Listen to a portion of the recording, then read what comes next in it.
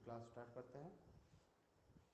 कल की क्लास में हम लोगों ने पढ़ा था, कल हम लोगों ने अच्छा कल क्या मतलब हम लोगों ने वेडनेसडे को हमने नया टॉपिक स्टार्ट किया था लोकल बॉडी से, यानी पंचायतों से संबंधित, जिसमें हम लोगों ने वेडनेसडे और कल थर्सडे, कल 2 दिन हम लोगों ने पंचायती राज के बारे में डिस्कस किया था।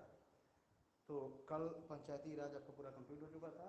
आज हमको उसी टॉपिक को आगे कंटिन्यू करना है और आज हम लोग बात करेंगे नगर निकायों की। ठीक है, जो भाई पंचायती राज में हम लोगों ने बात कर ली थी कि जो भी ग्रामीण क्षेत्र से रिलेटेड स्थानीय स्वशासन है वो पंचायती राज के अंतर्गत हम लोग पढ़ते हैं, और जो शहरी क्षेत्र से रिलेटेड जो एडमिनिस्ट्रेशन है, प्रशासन है, राज्य व्यवस्था, उसको हम लोग पढ़ते हैं नगर निकायों में। ठीक है, तो इसको स्टार्ट करते हैं। तो जिस तरीके से हम लोगों ने ध्यान देखा था कि पंचायती राज जब अस्तित्व में आए तो उसका क्या पूरा एक ऐतिहासिक पृष्ठभूमि उसकी रही, किस तरीके से उसका विकास हुआ, कैसे फिर संविधान में संशोधन हुए और संविधान में संशोधन होने के पश्चात 24 अप्रैल 1993 को उसको संवैधानिक दर्जा मिल गया और संविधान के भाग 9 के अंतर्गत उसको जगह दी गई। आज हम लोग पढ़ेंगे नगर निकाय। अब जब हम लोग नगर निकाय को देखेंगे तो इसको हमको देखना है जो शहरी क्षेत्रों में प्रशासन है, तो इसमें हम लोगों को देखना है कि ये कैसे अस्तित्व में है, इसका भी क्या ऐतिहासिक पृष्ठभूमि रही। पहले तो देखेंगे कि इसकी आवश्यकता क्यों पड़ी, क्यों इसको लेके आया गया।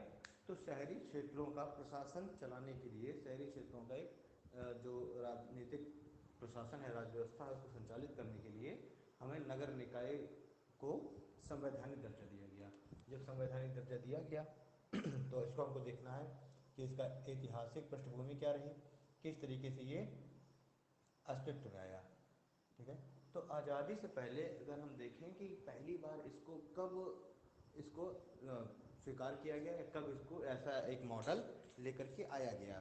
ठीक है, इसको संवैधानिक दर्जा मिलने से पहले कब इसको ऐसा एक मॉडल लेकर के आया गया।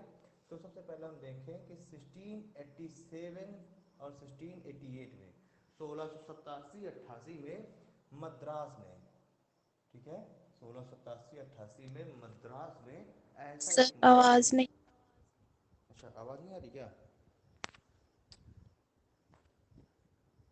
अब आ रही है? आ रही है। ठीक है, तो देखिए 1687-88 में मद्रास में ऐसा एक मॉडल शुरू किया गया था, स्टार्ट किया गया। उसी के बाद हम देखेंगे 1720-22 के आसपास, 1720 से 22 के आसपास बम्बई में और कलकत्ता में, बम्बई और कलकत्ता में भी ऐसा एक नगर निकायों से संबंधित एक ऐसा एक मॉडल शुरू किया गया, अडॉप्ट किया गया। ठीक है, तो इस तरीके से हम देखते हैं कि आज़ादी से पहले से भी ऐसा एक मॉडल चला आ रहा है, जो कि स्वाभाविक रूप से अंग्रेज़ों की ही देन थी, ब्रिटिश की देन थी। फिर हम लोग देखें हमारी संविधान सभा ने जिस तरीके से पंचायतों को या गाँवों को स्थानीय स्वशासन देने के पक्ष में नहीं थे, उसी तरीके से जो नगर हैं उनको भी जो पॉलिटिकल पावर्स हैं वो देने के भी पक्ष में नहीं थे। उन्होंने कहा कि अभी ये उचित समय नहीं है कि इनको राजनीतिक शक्तियाँ दी जाए। तो जिस समय संविधान बना या मूल संविधान की अगर हम बात करें तो उस समय ऐसी कोई इनके लिए संवैधानिक प्रावधान, संवैधानिक दर्जा देने का कोई प्रावधान नहीं किया गया था, और पंचायतों और नगर निकाय दोनों को ही डीपीएसपी के आर्टिकल 40 के अंतर्गत जगह दी गई थी। लेकिन फिर जब हमारा देश आज़ाद हो गया, संविधान पूरी तरीके से लागू हो गया, कुछ समय के पश्चात ही फिर ऐसी आवश्यकता महसूस होने लग गई कि अब शहरों को और गांव दोनों को ही कुछ स्वशासन, कुछ शक्तियां देने की आवश्यकता है, जिससे कि वो अपने जो लोकल जो डे बाई डे के जो वर्क हैं उनको संचालित कर सकें। ठीक है, कार्यों को संचालित कर सकें। इसी क्रम में मैंने आपको बताया था कि बहुत सारी कुछ कमेटियाँ आई, बलवंत राय मेहता आई, बलवंत राय मेहता समिति आई, ठीक है, आपकी अशोक मेहता समिति आई, सिंघवी कमेटी आई, ठीक है, गौडगिल कमेटी आई। तो इस तरीके से क्रमबद्ध रूप से काफ़ी सारी कमेटियाँ आई जो अपनी अनुशंसाएं देती रहीं, अपनी रिपोर्ट देती रहीं। ठीक है, 1989 में 1989 में जब राजीव गांधी की सरकार थी, ठीक है, 1989 में राजीव गांधी की सरकार में ऐसा एक विधेयक लेकर के आया गया और ये विधेयक लोकसभा में पारित भी हो गया। कौन सा विधेयक? कि ये जो लोकल बॉडी है इनको सेल्फ गवर्नेंस, स्थानीय सुशासन दिया जाए, ठीक है, इनको संवैधानिक दर्जा दिया जाए। तो 1989 में राजीव गांधी सरकार ऐसा विधेयक लेकर के आए जो कि लोकसभा में पारित हो गया, लेकिन जब इसको राज्यसभा में लेके आया गया तो राज्यसभा में ये क्या हो गया? ये भंग हो गया, विकृत हो गया। राजीव गांधी की सरकार के बाद फिर राष्ट्रीय मोर्चा पार्टी की सरकार आई, राष्ट्रीय मोर्चा पार्टी की सरकार आई और इसके लीडर कौन बने, इसमें पीएम कौन बने? तो वीपी सिंह, ठीक है, वीपी सिंह इसमें प्राइम मिनिस्टर थे। कब? 1990 में, 1990 में, ठीक है। वीपी सिंह क्या थे? वीपी सिंह इसमें प्रधानमंत्री थे।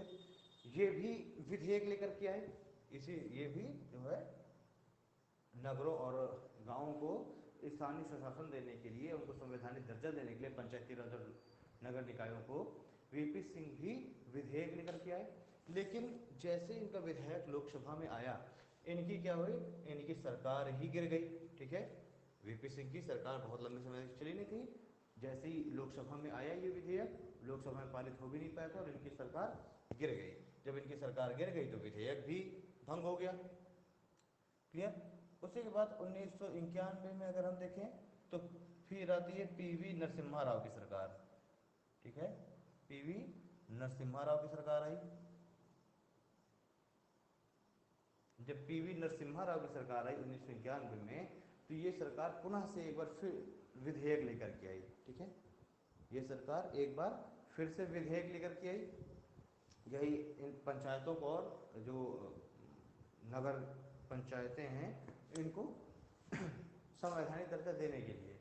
और इस क्रम में क्या होता है, फिर इन्होंने क्रम से लोकसभा और फिर राज्यसभा दोनों से इस विधेयक को पारित करा लिया।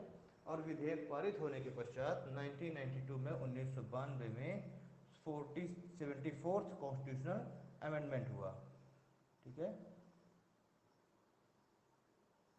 क्लियर। तो 1992 में 74वां संविधान संशोधन होता है, ठीक। तो देखिए 1991 में ये विधेयक आया लोकसभा में पारित हुआ, राज्यसभा में पारित हुआ। फिर 1992 में 74th कॉन्स्टिट्यूशनल अमेंडमेंट किया गया संविधान के अंतर्गत। और इसके बाद ये 1 जून 1993 को इसको क्या कर दिया गया? इसको लागू कर दिया गया, ठीक है। तो 74वां संविधान संशोधन कब होता है? 1992 में होता है, लेकिन इसके आधार पर 1 जून 1993 को इसको लागू कर दिया गया। चलिए, अब ये जब लागू हो गया, इसको संवैधानिक दर्जा मिल गया। जब संवैधानिक दर्जा मिला तो इसको हमारे संविधान में जगह कहाँ दी गई, इसको भी हमको देखना है। तो हमारे संविधान के अंतर्गत इसको भाग 9 का, ठीक है, एक नया आर्टिकल जोड़ा गया। कौन सा?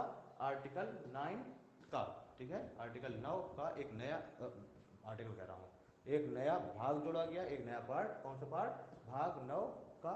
और भाग 9 का के अंतर्गत इसको कुछ आर्टिकल्स के अंतर्गत इसको जिक्र किया गया। कौन कौन? आर्टिकल 243 पी से। देखिए जब हमने पंचायतें जब पढ़ा था तो उसमें हमने देखा था कि पंचायतों को आर्टिकल 243 से लेकर के आर्टिकल 243 ओ तक में रखा गया है, उसके बारे में प्रावधान किए गए हैं। लेकिन जब हम लोग देखेंगे किसके बारे में? नगर निकायों के बारे में, तो इन नगर निकायों को कौन से आर्टिकल के थ्रू जगह दी गई है? तो आर्टिकल 243 पी से लेकर के और आर्टिकल 243 जेड ए तक में, ठीक है। आर्टिकल 243 पी से लेकर के आर्टिकल 243 जेड ए तक में इसको जगह दी गई है, इसके बारे में सारे प्रावधान किए गए हैं। अब हम लोगों ने ये तो देख लिया कि क्या इसका ऐतिहासिक पृष्ठभूमि रही, किस तरीके से ये इसे संवैधानिक दर्जा मिला और हमारे संविधान में कहाँ पर इसको उल्लिखित किया गया। अब हम लोग बात करेंगे इन नगर निकायों के बारे में, ठीक है, इनके आर्टिकल के बारे में।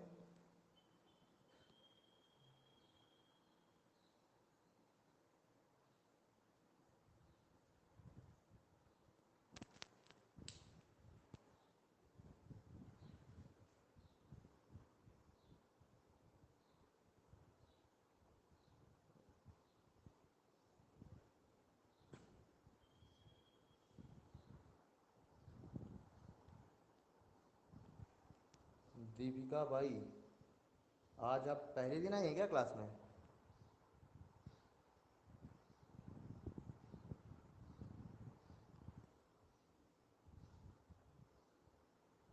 अरे स्टूडेंट्स जो है कनेक्ट हो रहे हैं और रुक जा रहे हैं तुरंत।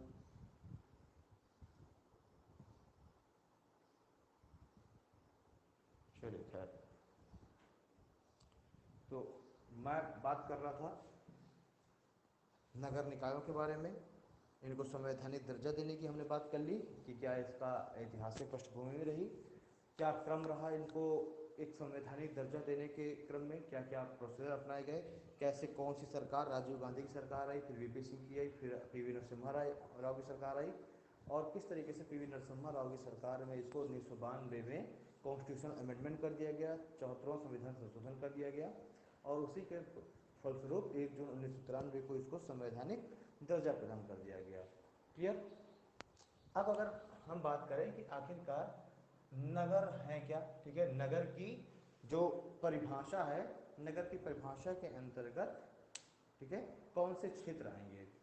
तो देखिए इसमें कहा गया है कि ऐसा क्षेत्र जहां जनसंख्या 5000 से ऊपर हो, 5000 से अधिक जनसंख्या वाले क्षेत्र, ठीक है, 5000 से अधिक जनसंख्या वाले क्षेत्र वो किस में आएंगे? वो नगर की परिभाषा के अंतर्गत आएंगे। साथ ही साथ क्या कहा गया है कि ऐसे क्षेत्र जहां का जनसंख्या घनत्व, जो पॉपुलेशन डेंसिटी है, वो 400 व्यक्ति प्रति किलोमीटर हो, ठीक है, ऐसे क्षेत्र जहां की जो जनसंख्या है वो 5000 व्यक्तियों से ऊपर हो। दूसरी कंडीशन क्या है कि ऐसा क्षेत्र जहां का जो जनसंख्या घनत्व है, पॉपुलेशन जो डेंसिटी है, वो कितनी हो? वो हो 400 व्यक्ति प्रति किलोमीटर। तो ऐसे क्षेत्रों को हम रखेंगे नगर की परिभाषा के अंतर्गत। अच्छा ठीक है, एक तो ये हो गया आपका 5000 से ऊपर जनसंख्या, दूसरा क्या है? 400 व्यक्ति प्रति किलोमीटर जनसंख्या घनत्व हो। क्लियर? तीसरी इसमें कंडीशन ये भी है कि ऐसा क्षेत्र जहां कुल पुरुष आबादी का, ठीक है, ऐसा क्षेत्र जहां कुल पुरुष आबादी का 75, कम से कम 75% जो व्यक्ति हैं वो गैर कृषि कार्य में संलग्न हो, गैर कृषि कार्य में संलग्न हो, ठीक है। तो तीन कंडीशन हमने देख ली। ऐसा क्षेत्र जहां पे, जहाँ की जो जनसंख्या है वो 500 से ऊपर हो, वो सॉरी 5000 से ऊपर हो। दूसरी कंडीशन, वो क्षेत्र जहाँ का जो जनसंख्या घनत्व हो 400 व्यक्ति प्रति किलोमीटर हो। या फिर तीसरी कंडीशन क्या है कि ऐसा क्षेत्र जहाँ पर निवास करने वाले कुल पुरुष जो जनसंख्या है उसके कम से कम 75% व्यक्ति, 75% जो लोग हैं, 75% जो आबादी है, वो क्या हो? वो गैर कृषि कार्यों में संलग्न हो, ठीक है। मतलब ऐसे कार्यों को छोड़ करके जो कृषि पर आधारित है, उसके अलावा गैर कृषि कार्यों में कम से कम 75% जो जनसंख्या है वो संलग्न हो। क्लियर? तो ऐसे क्षेत्रों को हम नगर की परिभाषा के अंतर्गत रखते हैं। अब ये तो हमने नगर की परिभाषा देख ली। अब इन नगरों को भी 3 भागों में बांटा जाता है। नगर को भी 3 भागों में बांटा जाता है। पहला पहला आता है नगर पंचायत। इनको जनसंख्या के आधार पर ही इनको भी 3 भागों में बांटा जाता है। कौन कौन सा? पहला नगर पंचायत, दूसरे को हम बोलते हैं नगर पालिका, और तीसरे को बोलते हैं नगर निगम, ठीक है। जब नगरों की बात करेंगे तो नगर भी 3 लेवल में होंगे, ठीक है। कौन कौन सा? पहला तो हो गया नगर पंचायत, ठीक, दूसरा हो गया आपका नगर पालिका, और तीसरा नगर निगम। अब इनको ये जो इनका जो इनको 3 लेवल में बांटा गया, इसका आधार क्या है? तो देखिए नगर पंचायत के अंतर्गत वो नगर आएंगे, वो शहर आएंगे जहाँ की जनसंख्या 1 लाख तक हो, ठीक है, जहाँ की जनसंख्या 5000 से लेकर के और 1 लाख तक हो, ठीक है। भाई देखिए 5000 तो किसी भी क्षेत्र को नगर होने के लिए कंडीशन है कि 5000 जनसंख्या होगी तभी उसको नगर कहा जाएगा। तो नगर अगर कोई क्षेत्र, किसी क्षेत्र की जनसंख्या 5000 से लेकर के 1 लाख तक है तो उस क्षेत्र को बोला जाएगा नगर पंचायत। क्लियर? दूसरा जो नगर पालिका है, किसी शहर की जनसंख्या अगर 1 लाख से 5 लाख के बीच हो तो उस क्षेत्र को बोला जाएगा नगर पालिका। और नगर निगम के लिए ऐसा शहर जहां की जनसंख्या 5 लाख से ऊपर हो, 5 लाख से अधिक। तो ऐसे जो शहर हैं, ऐसे जो क्षेत्र हैं, उनको हम नगर निगम का दर्जा देते हैं। क्लियर? तो नगर, हमने नगर पंचायत देखा, सबसे निचले लेवल पर नगर पंचायत होता है जिसकी जनसंख्या 5,000 से 1 लाख, नगर पालिका 1 लाख से 5 लाख, और नगर निगम 5 लाख से अधिक। अब इन तीनों के ही देखिए इलेक्शन होंगे। जिस तरीके से हमने पंचायती राज्य पढ़ा था तो उसमें भी हमने देखा था कि ग्राम सभा के भी इलेक्शन होते हैं, फिर क्षेत्र पंचायत, हेलो जो मध्यस्तरीय हेलो। हाँ जी, गुड मॉर्निंग सर जी। मॉर्निंग मॉर्निंग, बताइए। सर आपकी आवाज मतलब स्लो आ रही है, बहुत ज्यादा वॉइस बिल्कुल क्लियर नहीं हो रही है आपकी। अच्छा, एक मिनट, ओके। अभी स्लो आ आ रही रही है? है, अभी स्लो आ रही है? एकदम स्लो आ रही है। आज थोड़ा सा नेटवर्क इशू भी है ना, बड़ी देर में तो फ़ोन कनेक्ट हुआ है आज। ये हाँ, अच्छा, ऐसे आ रही है क्या ईयरफोन हटाने से? आ रही है अब। अच्छा, आ रही है।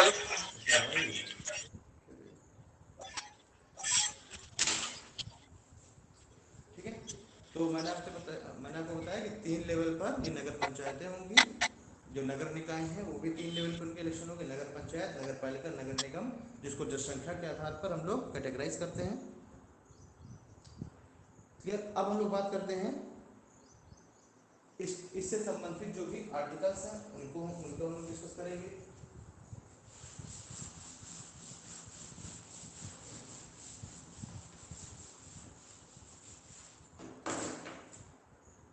जो भी इम्पोर्टेंट आर्टिकल्स हैं इससे रिलेटेड उसको हम लोग बात करेंगे। तो पहले हम लोग देखेंगे आर्टिकल 243 आर को। ठीक है, आर्टिकल 243 आर क्या कहता है? तो आर्टिकल 243 आर कहता है कि प्रत्येक जो नगर है वो कुछ अलग अलग वार्डों में विभाजित किया जाएगा। प्रत्येक जो नगर है, एक जो नगर होगा वो कई सारे वार्डों में विभाजित होगा, कई सारे वार्ड में विभाजित होगा। अब प्रत्येक वार्ड में एक सदस्य का चुनाव होगा। ठीक है, प्रत्येक जो वार्ड है उसमें सदस्य का एक चुनाव होगा, वो भी कैसे होगा? डायरेक्ट। ठीक है, प्रत्यक्ष, यानी कि जो जनता है, जो वहाँ के निवासी हैं, उस वार्ड के अंतर्गत जो भी निवासी आएंगे उनके द्वारा एक सदस्य का चुनाव किया जाएगा। ठीक है, तो क्या है देखिए, जैसे एक हो गया नगर हो गया, अब इस नगर को कई सारे वार्ड में बांट दिया गया। ठीक है, अब उस वार्ड में क्या होगा? अब उस वार्ड में एक सदस्य का चुनाव किया जाएगा। उस वार्ड की जो उस वार्ड का जो क्षेत्र है, उस वार्ड की सीमाओं के अंतर्गत रहने वाले लोगों के द्वारा, निवासियों के द्वारा सदस्य का चुनाव किया जाएगा। इस सदस्य के चुनाव का प्रोसेस क्या है? डायरेक्ट। ठीक है, डायरेक्ट जो है जनता के द्वारा, जो वहाँ के निवासी उनके द्वारा इस सदस्य को चुना जाएगा। अब ये जो सारे सदस्य हैं, ये सभी सदस्य चुन लिए गए। यहाँ पर ये कहा गया है आर्टिकल 244 आर में कि ये राज्य विधानमंडल को ये शक्ति प्राप्त है कि वो ये प्रावधान कर सकता है कि जो ये नगर का जो अध्यक्ष है, नगर निकाय का, भाई देखिए पहले तो क्या होगा? सदस्यों का चुनाव होगा, फिर अध्यक्ष का चुनाव होगा। तो यहाँ पर आर्टिकल 243 आर में ये कहा गया है कि सदस्यों का चुनाव तो कैसे हो रहा है? डायरेक्ट हो रहा है, जनता के द्वारा। लेकिन राज्य विधानमंडल को ये अधिकार प्राप्त है कि वो ये निर्धारित कर दे कि अध्यक्ष का चुनाव डायरेक्ट होगा या इनडायरेक्ट होगा। मींस कि डायरेक्ट जो जनता है, डायरेक्ट जनता अध्यक्ष के चुनाव में भी वोटिंग करेगी, या फिर ये जो सभी सदस्य हैं, ये सभी सदस्य मिलकर के ही अपने बीच में से एक अध्यक्ष को चुन लेंगे। ठीक है, जिस तरीके से हम लोग अगर देखें, अगर हम लोग जिला पंचायत में देखते हैं तो जिला पंचायत में हम लोग देखेंगे कि जो जिला पंचायत है उसके जो सदस्य हैं उनका चुनाव तो डायरेक्ट होता है जनता के द्वारा, लेकिन जो जिला पंचायत अध्यक्ष होता है उसका इलेक्शन डायरेक्ट ना होकर के, और जो सदस्य हैं वो सदस्य ही अपने बीच में से एक व्यक्ति को अपना अध्यक्ष चुन लेते हैं। सेम यही प्रोसीजर बताया गया है इसमें भी। ठीक है, जो नगर निकाय है इनके चुनाव में कहा गया सदस्यों का चुनाव तो डायरेक्ट होगा, लेकिन राज्य विधानमंडल को यह अधिकार प्राप्त होगा कि वो ये तय करे कि अध्यक्ष का चुनाव डायरेक्ट होगा या इनडायरेक्ट होगा। क्लियर? चलिए अब देखेंगे हम लोग कि राज्य विधानमंडल इन नगर निकायों के इलेक्शन में कुछ जो टोटल सीटें हैं उसमें से कुछ सदस्यों को नॉमिनेट भी कर सकता है। राज्य विधानमंडल के पास एक शक्ति प्राप्त है। राज्य विधानमंडल क्या करता है? राज्य विधानमंडल कुछ सदस्यों को नॉमिनेट भी करता है। तो राज्य विधानमंडल को ये शक्ति प्राप्त है कि वो इन नगर निकायों के चुनाव में कुछ सदस्यों को नॉमिनेट भी कर सके। ऐसे कौन कौन से व्यक्ति होंगे या फिर क्या क्या उनके पास क्राइटेरिया होगा इनको मनोनीत करने का। तो देखिए, राज्य विधानमंडल किसी ऐसे व्यक्ति को जिसके बारे में ये समाधान हो जाए कि ये जो है लोगों की या एक तरीके से समाज सेवा के क्षेत्र में काफी लंबे समय से जुड़ा हुआ है, तो ऐसे व्यक्ति को विधानमंडल के द्वारा नॉमिनेट किया सकता है, या ऐसा व्यक्ति जो समाज सेवा के क्षेत्र में काफी लंबे समय से जुड़ा हुआ है उसको नॉमिनेट किया सकता है। दूसरा, ऐसा व्यक्ति जिसको नगरीय प्रशासन का अनुभव हो, ऐसे व्यक्ति को भी नॉमिनेट किया जा सकता है। तीसरी कंडीशन क्या है कि कोई भी एमपी या कोई भी एमएलए उसको भी इन नगर निकायों का पदेन सदस्य नॉमिनेट किया जा सकता है। ठीक है, तो एक तो हो गया ऐसा व्यक्ति जिसको नगर प्रशासन कार्य को अनुभव हो, ठीक है, एमपी या एमएलए, ठीक है, जिस भी एमपी या एमएलए के क्षेत्र में वो नगर आएगा, ठीक है, उस नगर की सीमाएं आएगी, वो एमपी या एमएलए इसको भी पदेन सदस्य नियुक्त किया जाता है। और ये भी डिपेंड करेगा किसके ऊपर? राज्य विधान मंडल के ऊपर। कल की क्लास में आप लोग रहेंगे तो ये चीज ज्यादा समझ में आ रही है। बिल्कुल सेम जो पंचायती राज में जो सिस्टम है बिल्कुल वही सिस्टम इन जो नगर निकाय हैं इसमें भी है। पंचायती राज के ही बिल्कुल एक वैसा ही सिस्टम इसमें चलता है। वहां पर भी मैंने कल आपको बहुत डिटेल में बताया था कि एमपी और एमएलए को कैसे इसमें पदेन सदस्य नॉमिनेट किया जाएगा। बिल्कुल उसी तरीके से इसमें नगर निकायों में भी एमपी और एमएलए को पदेन सदस्य नियुक्त किया जाता है। ठीक है, चलिए अब हम लोग देखें कि राज्य जो विधानमंडल है उसको नगर निकायों के प्रत्येक स्तर में, चाहे वो नगर पंचायत हो, चाहे वो नगर पालिका हो, चाहे नगर निगम हो, इन तीनों के ही अध्यक्ष के चुनाव का प्रोसीजर तय करने का अधिकार है। राज्य विधानमंडल ये तय कर सकती है कि अध्यक्ष का चुनाव प्रत्यक्ष होगा या अप्रत्यक्ष होगा। प्रत्यक्ष का मतलब है कि डायरेक्ट जनता चुनेगी, अप्रत्यक्ष का मतलब है कि जनता सदस्यों को चुनेगी और सदस्य फिर अपने बीच में से एक अध्यक्ष को चुन लेंगे। जैसे कि अगर अभी हम लोग देखें तो ब्लॉक प्रमुख का जो चुनाव होता है, तो जो ब्लॉक प्रमुख होता है उसको कौन चुनता है? उसको सदस्य चुनते हैं। और जो जिला पंचायत अध्यक्ष होता है उसको कौन चुनते हैं? तो उसको जिला पंचायत सदस्य चुनते हैं अपने बीच में से। तो ये तय कर सकता है राज्य विधानमंडल। और ये सारा जो प्रोसीजर बताया गया है, सारा डिस्कस किया गया, ये किया गया है आर्टिकल 243 आर के अंतर्गत। अब देखिए आर्टिकल 243 टी क्या कहता है। ठीक है, आर्टिकल 243 टी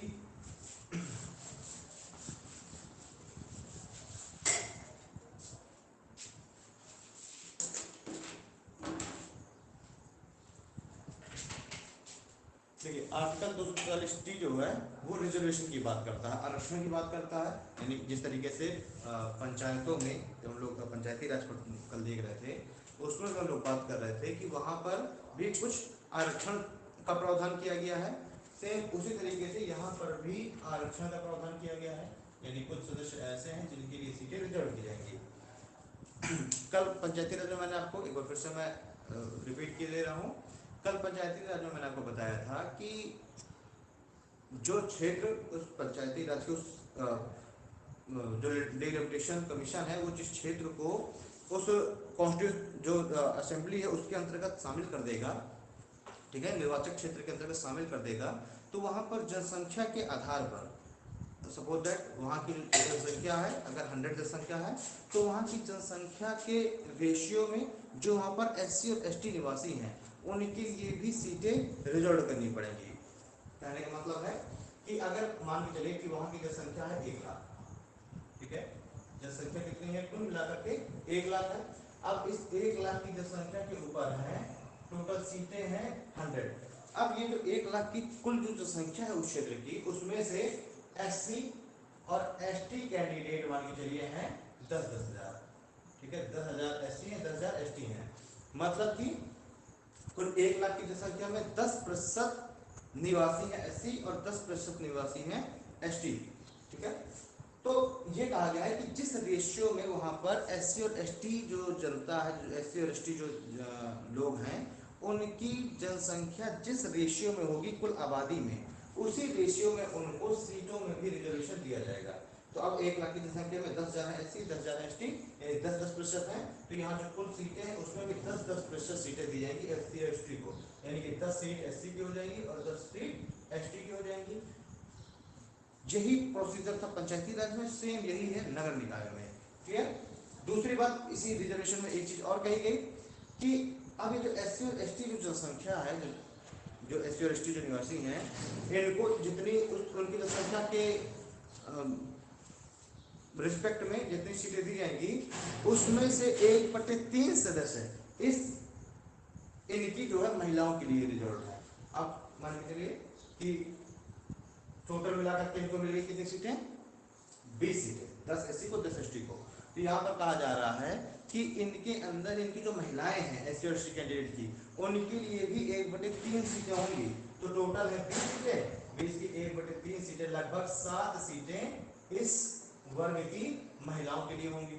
ठीक है, टोटल 20 सीटें रिजर्व है एससी एसटी के लिए, उन्हीं 20 में से 7 सीटों में केवल इनकी जो महिलाएं हैं वो निर्वाचित होंगी। ठीक है, और बाकी 13 सीटों में पुरुष भी हो सकते हैं, महिला भी हो सकती हैं। साथ ही साथ तो देखिए, एक तो ये होगी रिजर्वेशन की बात कि उनकी उतनी जनसंख्या के रिस्पेक्ट में क्या की जाएगी, एससी एसटी के लिए सीटें निर्धारित की जाएंगी। फिर उन सीटों में से भी 1/3 सीटें उनकी महिलाओं के लिए होंगी। दूसरी कंडीशन ये हो गई। ठीक है, तीसरी कंडीशन इसमें एक चीज और क्या कह रहा है कि कुल जितनी जनसंख्या है, ठीक है, या फिर सॉरी, कुल जितनी जनसंख्या ना कहिए, कि जितनी कुल सीटें हैं, टोटल जितनी सीटें हैं, इन टोटल सीटों की कम से कम 1/3 सीटें वुमेन्स के लिए होंगी। ठीक है, अभी यहाँ पर तो एससी और एसटी के लिए जितनी सीटें थी उसकी 1/3 उन्हीं की जो कम्युनिटी है उनकी ही महिलाओं के लिए हो गई। अब यहाँ पे बात चल रही है जितनी भी कुल सीटें हैं उसकी भी 1/3 सीटें महिलाओं के लिए होनी चाहिए। मतलब कि 100 की 1/3 लगभग कितनी हो गई, 34। तो टोटल 100 में से 34 सीट्स में तो सिर्फ वुमेन से इलेक्ट हो सकती हैं। अब यहाँ पर देखिए, 100 में से 34 सीटों में वुमेन्स होंगी। यहाँ पर 100 में से 20 सीटें एससी एसटी के लिए थी, 20 में से 1/3 सीटें 7 सीटें एससी एसटी की महिलाओं के लिए।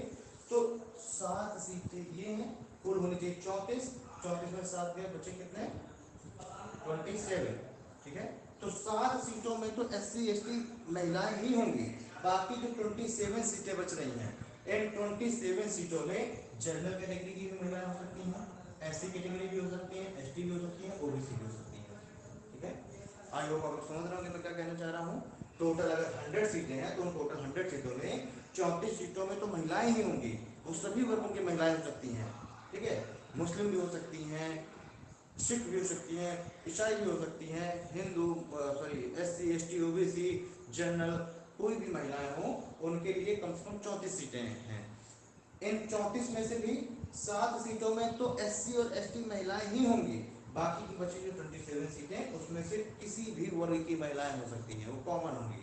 ठीक है, उसके लिए खुला इलेक्शन होगा। यही सेम प्रोसीजर पंचायती राज के चुनाव में बात की गई थी, यही बताया गया पंचायती राज के चुनाव में। दूसरी कंडीशन में एक चीज और क्या कही गई है कि अगर राज्य विधानमंडल चाहे तो ये जो 1/3 सीटें जो महिलाओं के लिए रिजर्व करने की बात की गई है, तो इसको बढ़ा करके 1/2 भी किया जा सकता है, यानी 50% भी किया जा सकता है। मतलब कि अगर राज्य विधानमंडल चाहे तो कुल सीटों का 50% तक सीटें महिलाओं के लिए रिजर्व की जा सकती हैं। और ऐसे करने वाले कुछ राज्य हैं, कौन कौन से, मध्य प्रदेश, बिहार और राजस्थान।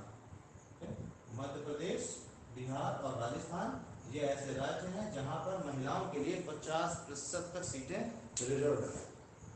ठीक है, ये तो हो गया आर्टिकल 247 जो कि रिजर्वेशन की बात करता है।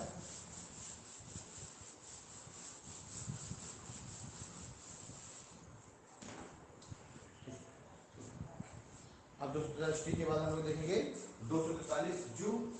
243 जू में क्या प्रावधान किया गया है?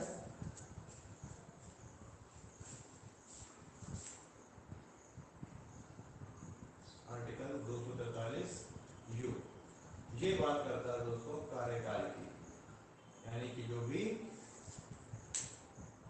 नगर निकाय हैं इनके जो भी सदस्य हैं, अध्यक्ष हैं, इनका कार्यकाल कितना होगा। ठीक है, इसमें 243 में कार्यकाल की बात की, कार्यकाल कितना होगा? कार्यकाल इसका क्या है? 5 वर्ष। इनका कार्यकाल कितना बताया गया है? इसके सदस्यों का 5 वर्ष कार्यकाल बताया गया है। लेकिन वही कंडीशन कि अगर 5 वर्ष से पहले ही ये जो नगर निकाय ये जो ठीक है, अगर ये भंग हो जाती है, ठीक, तो ये 5 वर्ष के लिए तो इलेक्ट होकर के आएंगे, लेकिन अगर 5 वर्ष का कार्यकाल पूरा करने से पहले ही भंग हो जाती हैं, ठीक है, जो नगर पंचायतें हैं अगर भंग हो जाती हैं तो फिर यहाँ पर क्या कंडीशन है?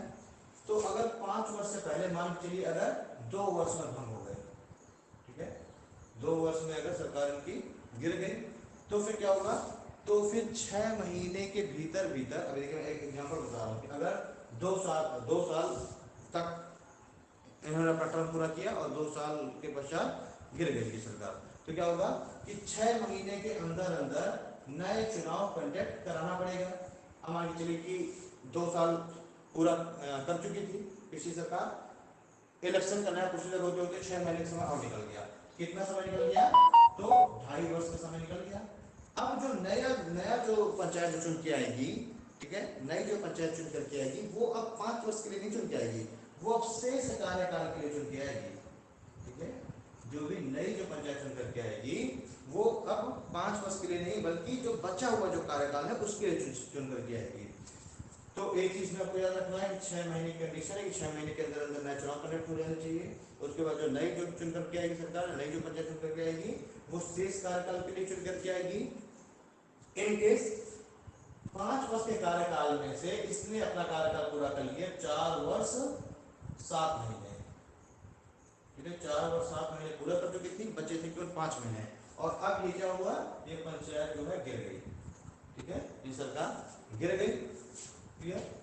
शेष बचा है कितना? यहाँ पर शेष बचा है केवल 5 मंथ और ये सरकार यहाँ पर गिर गई। तो अब क्या नए चुनाव कराए जाने आवश्यक है? तो नहीं।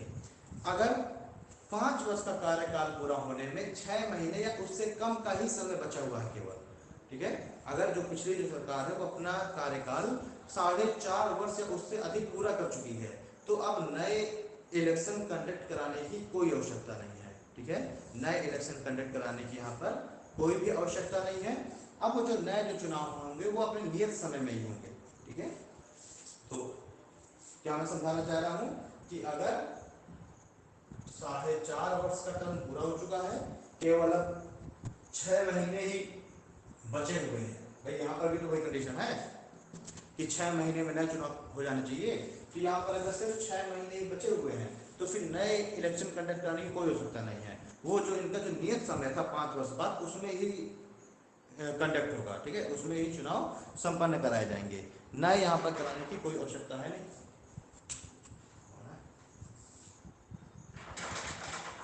क्लियर? तो ये हो गया इनके कार्यकाल की बात हो गई। तो कार्यकाल से पहले भी ये कैसे भंग की जाएंगी? तो वही इनके ऊपर अगर सक्षमता का वो आ जाए, अगर राज्यपाल इनको बर्खास्त कर दे, ठीक है, ऐसा अगर राज्य विधानमंडल में प्रस्ताव पारित हो जाए तो इसको बर्खास्त किया जा सकता है। अब बात करेंगे हम लोग आर्टिकल 243 की।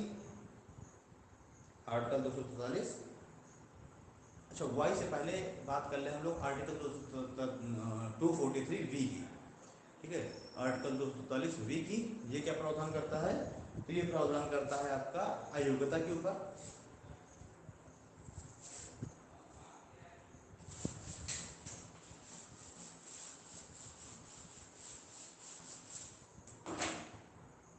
आर्टिकल 243 वी अयोग्यता की बात करता है। ऐसे कौन से व्यक्ति हैं जिसको आयोग को घोषित किया जा सकता है।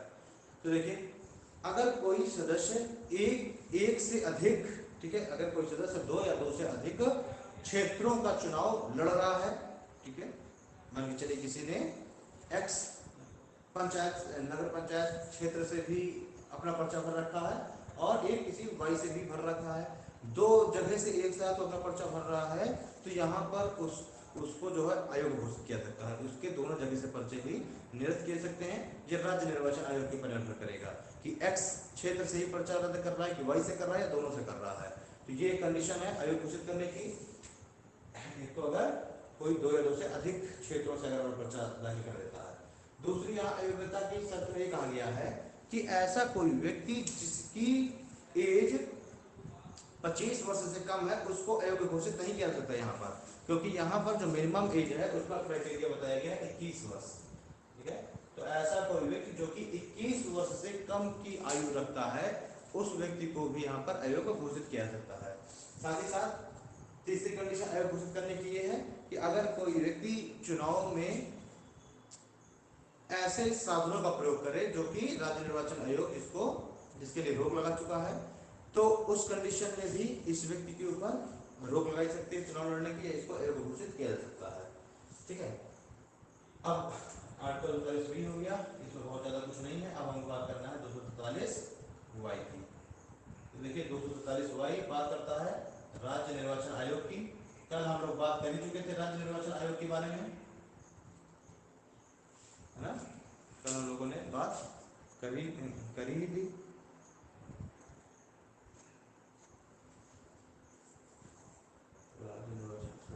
ये राज्य निर्वाचन आयोग नहीं, राज्य वित्त आयोग है।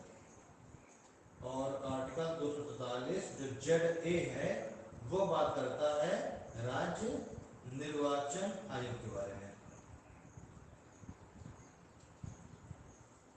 ठीक। तो आर्टिकल 243 भी राज्य वित्त आयोग, स्टेट फाइनेंस कमीशन, कल मैंने इसको काफी डिटेल से मैंने बात की थी। थोड़ा सा क्विक इसका एक रिवीजन देख लेते हैं हम लोग। तो जो राज्य वित्त आयोग है ये एकल सदस्यीय निकाय है और इसकी नियुक्ति हर 5 साल बाद राज्यपाल करेगा, ठीक है। इसका जो अध्यक्ष है उसकी भी नियुक्ति राज्यपाल ही करता है। राज्य वित्त आयोग के अध्यक्ष की नियुक्ति भी कौन करता है? राज्यपाल ही करता है। कितने समय के लिए करेगा? तो इसकी नियुक्ति राज्यपाल 5 वर्ष के लिए करता है, लेकिन राज्य वित्त आयोग जैसे ही अपनी रिपोर्ट सबमिट कर देगा वैसे ही इसका कार्यकाल समाप्त मान लिया जाएगा, ठीक है। वैसे तो इसका जो टर्म है वो 5 वर्ष के लिए होता है, लेकिन 5 वर्ष से पहले भी जब भी अपनी रिपोर्ट प्रस्तुत कर देगा इसका टर्म समाप्त मान लिया जाएगा। एकल सदस्य निकाय है, नियुक्ति राज्यपाल करेगा, क्लियर। इसका कार्य क्या है राज्य वित्त आयोग का? तो उसका कार्य है राज्य और ये नगर निगम जो है, जो नगर निकाय हैं, इनके बीच राजस्व का बंटवारा, क्लियर।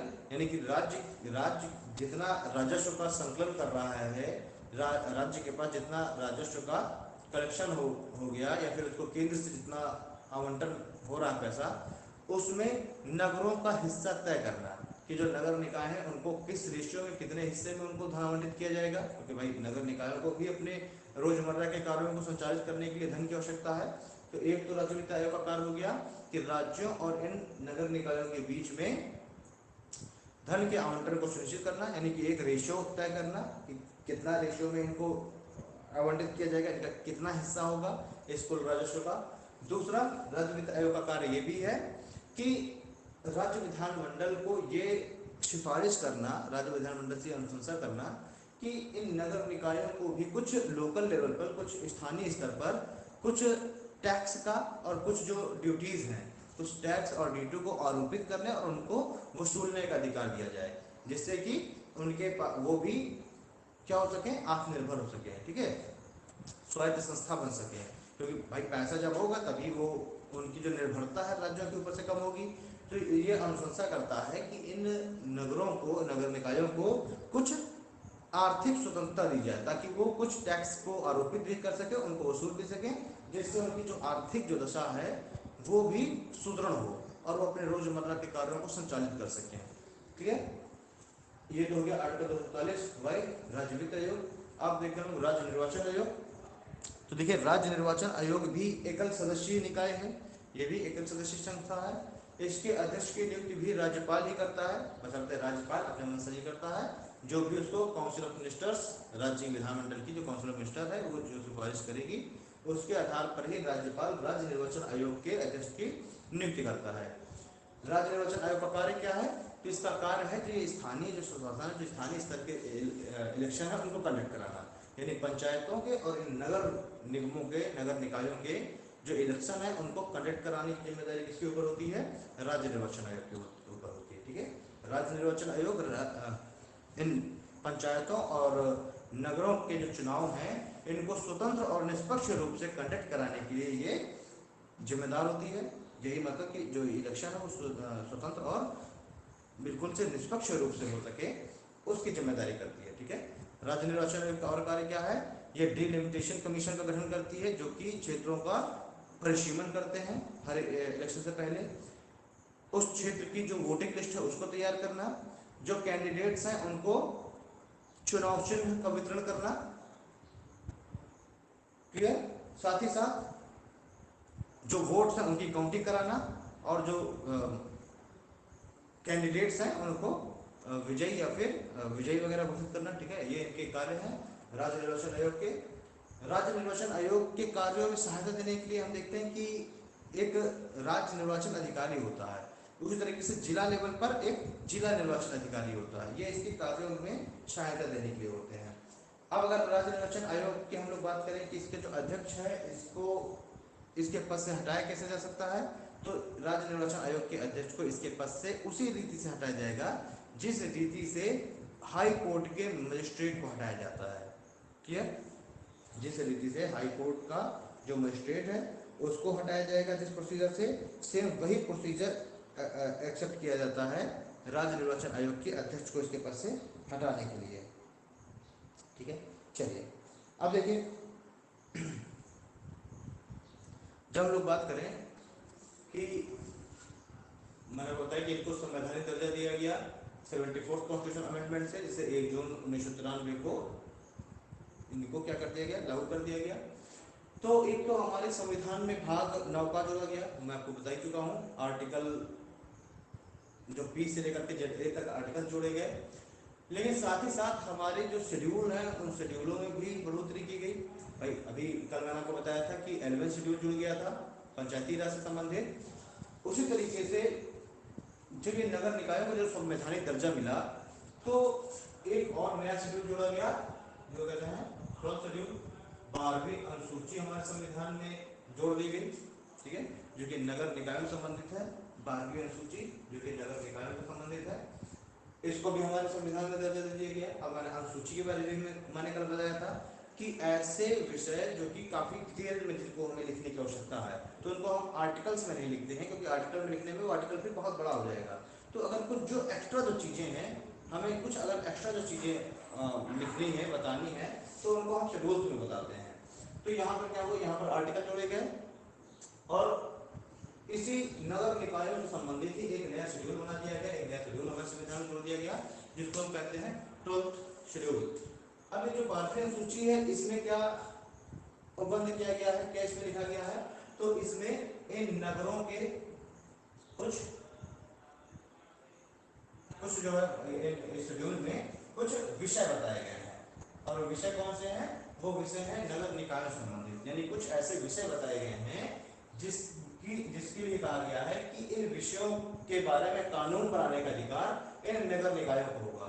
मतलब इसमें इन नगर निकायों से संबंधित कुछ इनके कर्तव्यों का भी वर्णन किया गया है कि इनके क्या कर्तव्य होंगे, कर्तव्य कार्य, ठीक है, इनके दायित्व और इनके जो है जो अधिकार हैं उनका जिक्र किया गया है शेड्यूल के अंतर्गत।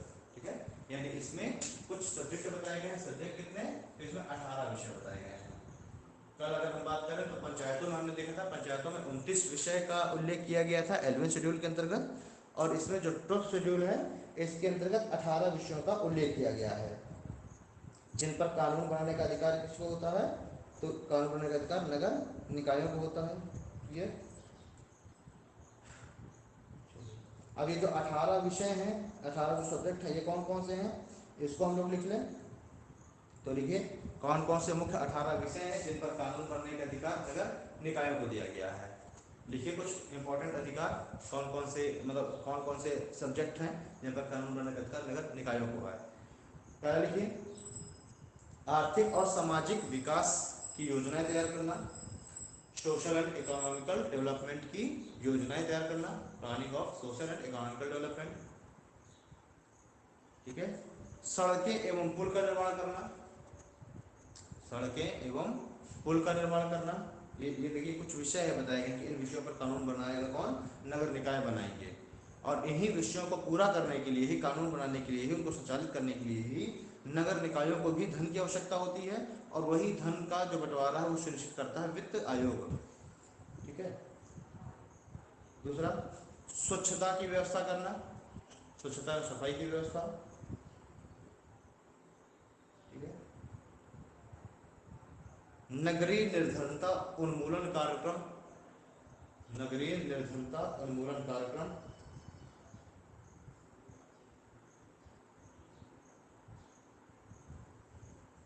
स्लॉटर हाउस वगैरह से संबंधित जो कानून है, शहरों में देखते हैं कि जो स्लॉटर हाउस होते हैं, वधशालाएं जहाँ पर जानवर काटे जाते हैं, उनसे संबंधित कानून, ठीक है। उनको, उनका पंजीकरण कराना, उनको लाइसेंस देना, उनकी लाइसेंस रद्द करना, ये सभी अधिकार भी नगर निकायों के पास ही होते हैं, ठीक है।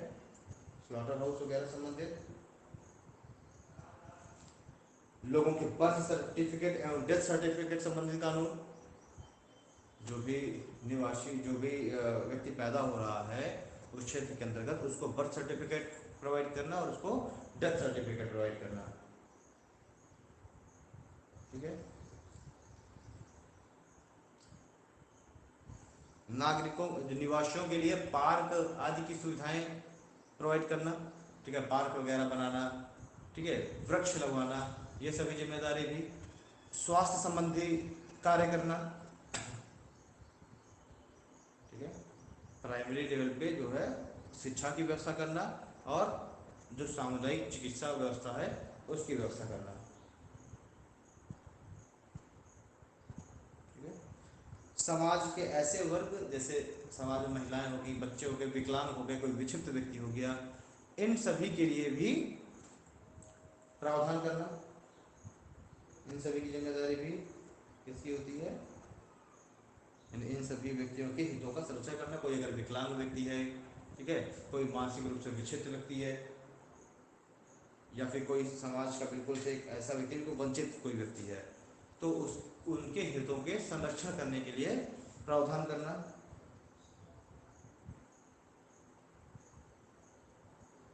ठीक है।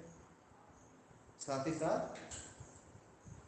उस क्षेत्र का कोई अगर निवासी है, अगर उसकी मृत्यु हो जाती है, तो उसके अंतिम संस्कार वगैरह से संबंधित, जो हम लोग देखते हैं कि जहाँ पर जो डेड बॉडी है उनको जलाया जाता है, तो ये सब व्यवस्थाएं भी करना, ठीक है। तो जो निवासी हैं उनके अंतिम संस्कार उनकी धार्मिक मान्यताओं के हिसाब से, अगर कोई मुस्लिम व्यक्ति है तो उसको दफनाने के लिए कब्रिस्तान की सुविधा उपलब्ध कराना, कोई अगर हिंदू व्यक्ति है तो शवदाह के लिए या तो विद्युत शवदाह यंत्र स्थापित करना, या फिर अगर जो पारंपरिक तरीके से जो शवदाह स्थल हैं उनकी व्यवस्था करना, ये भी सारी जिम्मेदारी नगर निकायों की होती है। बिजली वगैरह की व्यवस्था, पेयजल की व्यवस्था, ये सब, तो ये सब कुछ महत्व, ये कुछ इंपॉर्टेंट कार्य हैं जिनके ऊपर कानून बनाने का अधिकार किसका होता है, नगर निकाय का होता है, ठीक है।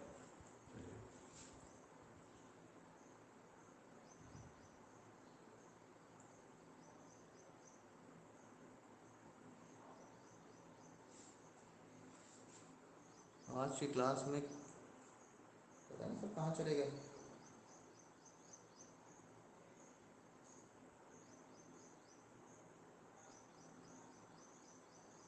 चलिए अगला पॉइंट डालिए, ये तो हो गया, इनके सब्जेक्ट हो गए, इस क्षेत्र का कानून बनाने का अधिकार है नगर निकायों को।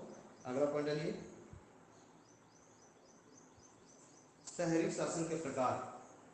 हम लोग नगर निकाय की बात कर रहे हैं ना, तो शहरी शासन के हम लोगों को प्रकार देखने कि किस किस स्तर पर, यहाँ पर कितने स्तर पर जो शासन है उसको स्थापित किया जाएगा, शहरी शासन के प्रकार।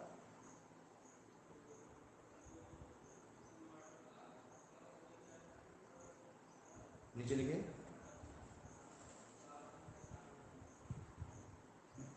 यहाँ हमारे संविधान ने 8 प्रकार के स्थानीय 8 प्रकार के स्थानीय नगर निकाय क्षेत्रों का प्रावधान किया है। हमारे संविधान में 8 प्रकार के स्थानीय नगर निकाय क्षेत्रों का प्रावधान किया गया है।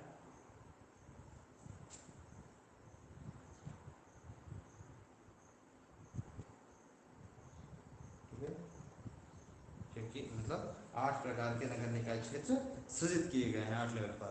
कौन कौन से हैं? 8। पहला नगर निगम, सबसे ऊपर तो हो गया नगर निगम। दूसरा नगर पालिका, पहला नगर निगम, दूसरा नगर पालिका। तीसरा अधिसूचित क्षेत्र समिति, नगर निगम, नगर पालिका, अधिसूचित क्षेत्र समिति। चौथा नगरीय क्षेत्र समिति। चौथा क्या हो गया? चौथा नगरीय क्षेत्र समिति। पांचवा छावनी बोर्ड,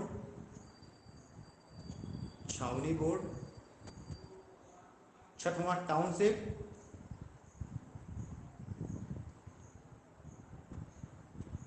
टाउनशिप, सातवां पोर्ट ट्रस्ट, बंदरगाह न्यास यानी पोर्ट ट्रस्ट,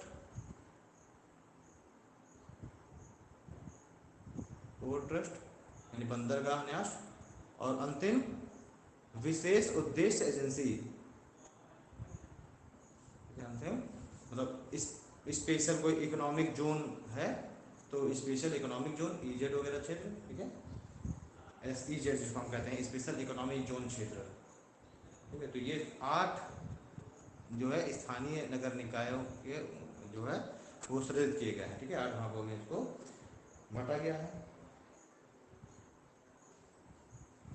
इसके बारे में आपको बहुत ज़्यादा आवश्यकता नहीं है सीखने की। नगर निगम तो मैंने आपको बता ही दिया कि 5 लाख की जनसंख्या से ऊपर के जो भी क्षेत्र होंगे जहाँ पर 75% से अधिक जनसंख्या कृषि के अतिरिक्त कार्यों में नियोजित हो, वो नगर निगम के अंतर्गत आ जाएंगे। नगर पालिकाएं में 1 से 5 लाख, नगर परिषद 1 लाख से नीचे, पोर्ट ट्रस्ट जो सिटी हैं, ठीक है, जो बंदरगाह जो शहर हैं, जो तटीय जिससे समुद्री सीमा साझा कर रहे हैं जौन से राज्य, वहाँ पर ये पोर्ट ट्रस्ट स्थापित किए जाएंगे, बंदरगाह न्यास, ठीक है। अनुसूचित इसी तरह के स्पेशल इकोनॉमिक जोन, तो ऐसे राज्य जो कि क्या है, जहाँ पर इंडस्ट्री वगैरह ज़्यादा है, उन राज्यों के कुछ क्षेत्रों को स्पेशल इकोनॉमिक जोन घोषित किया जाएगा। उसके लिए अलग से पूरी एक बॉडी बनाई जाएगी ताकि जो इंडस्ट्रीज हैं वो ढंग से वहाँ पर स्थापित हो सके, ठीक है, उनको सुविधा उपलब्ध कराने के लिए ये सब व्यवस्थाएं की जाती हैं नगर निकायों के द्वारा। चलिए, ठीक है, आज के लिए हम लोग इतना ही रखते हैं। आज मैं सोच रहा था कि आज हम लोग एक और टॉपिक कवर कर देंगे, लेकिन आज पता नहीं स्टूडेंट्स आज कहाँ चले गए सभी। आज मैं सोच रहा था कि मौलिक कर्तव्य को जो फंडामेंटल ड्यूटी है उसको भी हम लोग पढ़ लेंगे, क्योंकि बहुत ही छोटा सा टॉपिक है। तो आज मेरे इस उम्मीद में था मैं कि 15-20 मिनट उसको कवर कर लेंगे, बट ठीक है, फिर करेंगे। चलिए फिर, थैंक यू, मिलते हैं अगली क्लास में, ठीक है फ्रेंड्स।